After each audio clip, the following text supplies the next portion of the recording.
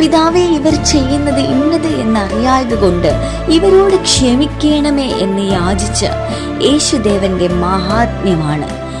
അതികഠിനമായ വേദനയിലും ശരീരം നുറുങ്ങി വേദനിച്ചപ്പോൾ, മുറിഞ്ഞ് ചോരപ്പാടുകൾ മുറിഞ്ഞൊഴുകിയപ്പോൾ, രക്തത്തിൽ കലർന്നു നിന്ന കർത്താവിന് ഇത് എങ്ങനെ സാധിച്ചു?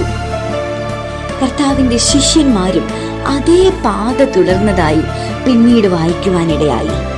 കർത്താവിന്റെ ശിഷ്യന്മാർ റോമാക്കാരുടെയും യഹൂദന്മാരുടെയും പീഡകൾ അനുഭവിച്ച സമയത്തും അവർ കരഞ്ഞതായി കാണുന്നില്ല.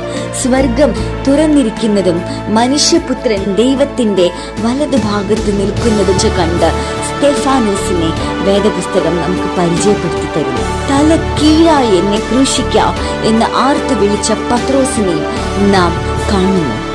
എങ്ങനെയാണ് ജീവിതത്തിലെ പ്രതിസന്ധികൾ ക്രിസ്തുവിന് വേണ്ടി